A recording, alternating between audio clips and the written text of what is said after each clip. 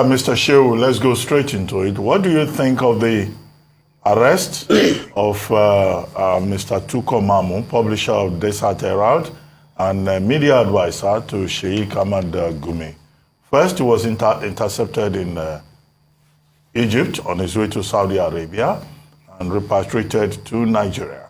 And the DSS, Department of State Security, has owned up to it to say that, well, they have questions to ask Mr. Tukur Mamu. What's your take on all of this? Well, my take is that let us look at the modus operandi of the arrest in Egypt. First of all, the Nigerian army say they are interested in Mamu. DSS are interested in Mamu. NIA are interested in Mamu. And the Nigerian police are interested in Mamu. Fine. Mamu resides in Kaduna. If the DSS are after Mamu, because they didn't just wake up on Tuesday and said, we've decided to arrest Mamu. They must have been trailing him. Now, Mamu's office is just 3 kilometers away from the DSS office in Kaduna. Mamu's office is 4 kilometers away from the Nigerian police headquarters, state headquarters in Kaduna.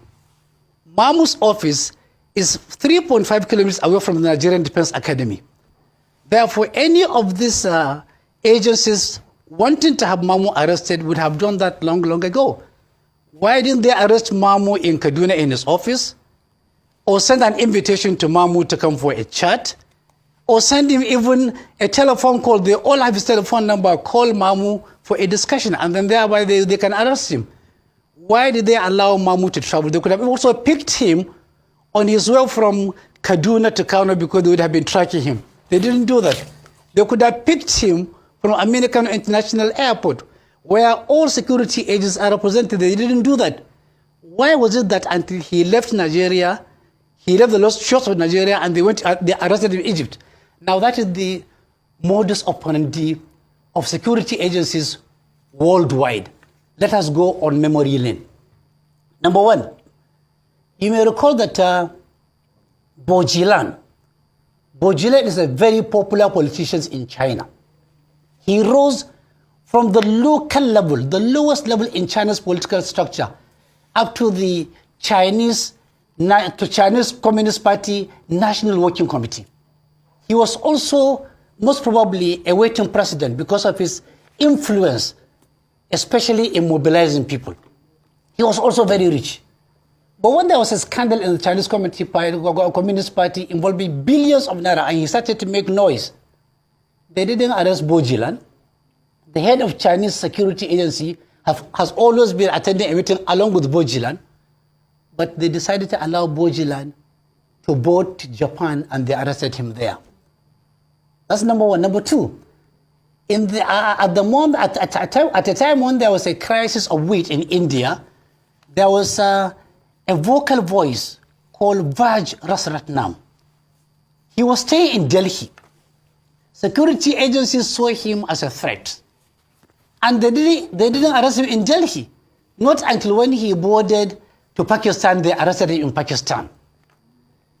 Dr. Abati will remember that at the time of Dokubo Asari's famous days, I remember Dr. Abati wrote an article called Dokubo, Run.